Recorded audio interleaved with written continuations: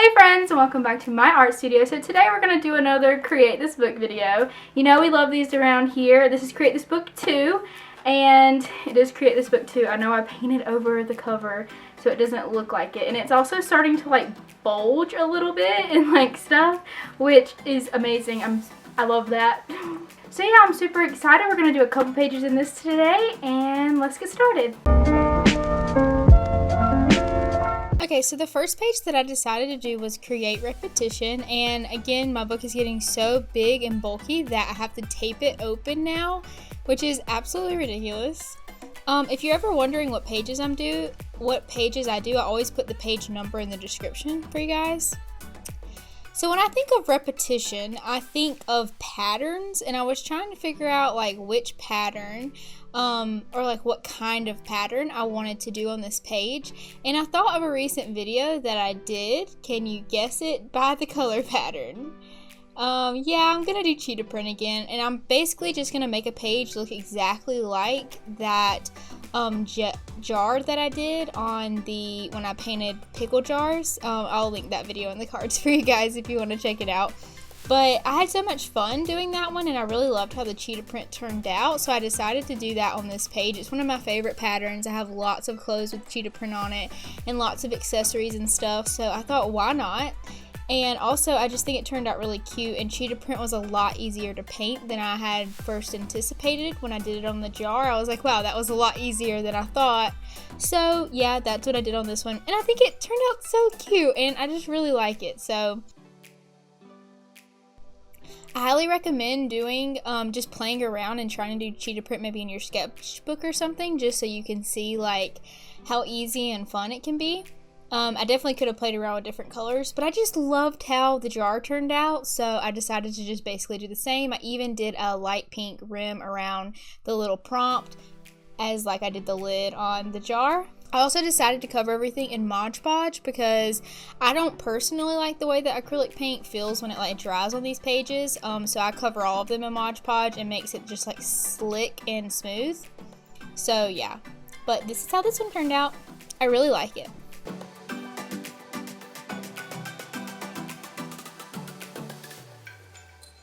Y'all, I should have recorded this, and I feel bad that I didn't, but let me just take you on a journey really quick. Pages 132 and 133, it says, create a repair, crumble, rip, cut, or stain this page, or have a friend do it.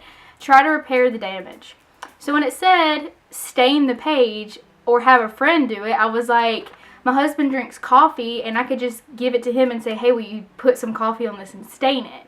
And so he did, which, like, it's not a bad thing, you know, like, he just literally took the book and poured his cup on it, and which I don't care, right?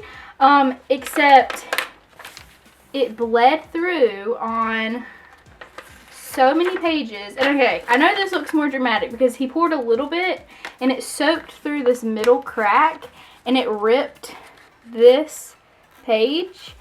And I was like, hold on, we can't pour anymore. So then I put paper behind it.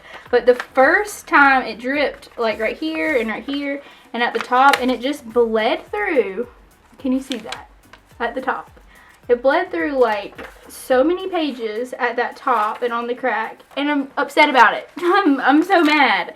I'm so careful with my book. I always glue stuff in. I don't even like let my markers bleed through on it. And now I have coffee stain like on so many pages. Like, even on this page that I did on, like, my first video, it now has coffee stain on it. Oh, that really upsets me.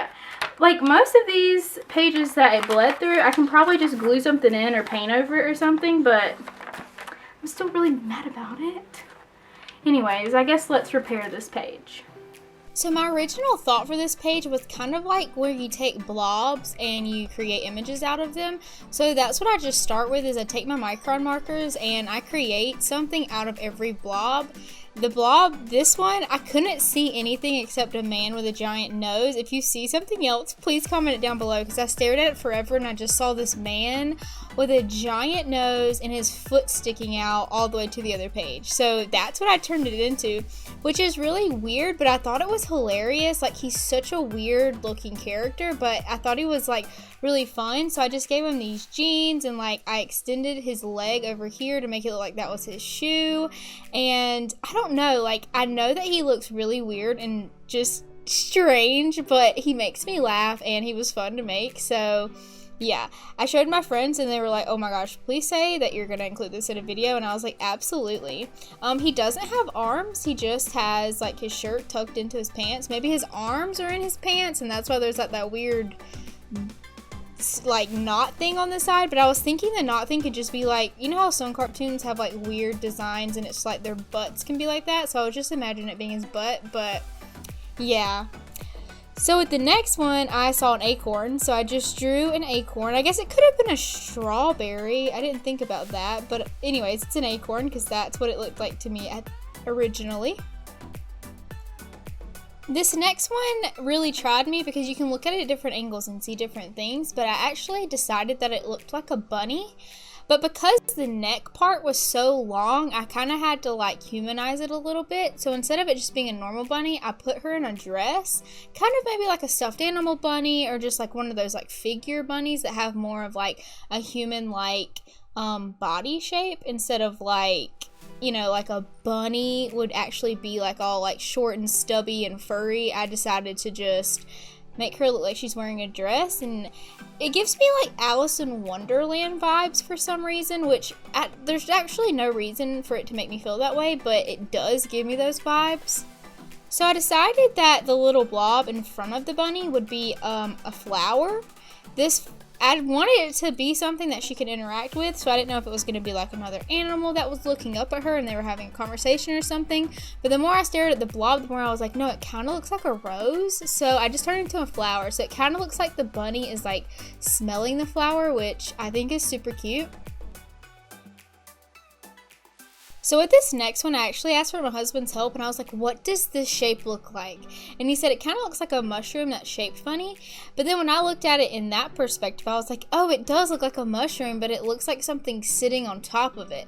So I drew a mushroom with a frog sitting on top of it, and I really like how this one turned out. Like, I think the mushroom looks really awesome, and the frog like adds a lot of like fun elements to it, and the frog is also like really cute. I tried to like strictly stay to the shape of the stain instead of like expanding off of it a little bit. So the proportions on stuff like the bunny and the frog might be a little off, especially the guy with his long legs, but that's just how the coffee fell on it, and I just really liked it. This was so much fun. So for this next one, I saw a whale, but the drip that goes down the center and kind of at the top was reminding me of a scarf. And so I was like, how can I incorporate a scarf with something? Should I make the scarf like kind of like wrap around the man's leg? Should I make it go around the bunny? But then I realized that like the whale and the scarf touch. So I made a whale wearing a scarf, and then I turned the like whole other stain into a scarf. I don't know if it translates completely. I think like after I put all the details on the scarf and made it a like very clear design, you can tell that the whale is wearing it. But other than that, I feel like you maybe wouldn't have like realized that's what I was trying to do. But I just really wanted to incorporate that like awkward line with something, and the only thing that the awkward line looked like to me was a scarf. So I incorporated it. I just imagine this whale like lives in the Arctic and she's super cold and she needs a scarf, but it's like giant. Because she's giant, she's a freaking whale, so she could wrap it around her whole body, or she could just like swim around with it, you know what I'm saying? I don't know, maybe I thought too hard about this, but I think that it turned out really cute, and I kind of used like my coloring book styles on these animals as far as like the eyes go and stuff, but I just think it's so cute. So for this next one, the only thing I could truly see was a house. And so I played around with the idea of just drawing like a normal little house, but then I was like, wait, we could be way more fun than that, and we could make it look like a gingerbread man's house. So that's what I did. I turned it into a gingerbread man's house.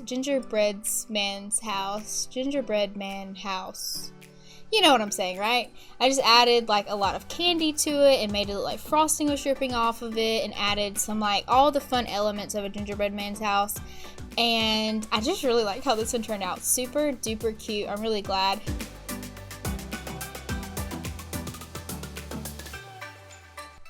Last but not least was the hardest shape to me. I stared at this thing for the longest time trying to figure out what it was, and sometimes I would see like a lady with a weird nose or a weird bow in her hair, and I couldn't figure it out, but I finally decided that it kind of looked like a cake. And so I made this cake that's kind of like Sleeping Beauty-esque, if you know what I'm saying. And it's kind of like all the layers are like dripping on top of each other and falling all over each other. And then I just used a lot of black work to like define those layers and stuff. And I'm super glad that I went with this. I think it looks super duper cute, and I like how the cake turned out. So I'm glad I didn't draw another really weird person with a bow or a giant nose. I think that the cake works out the best.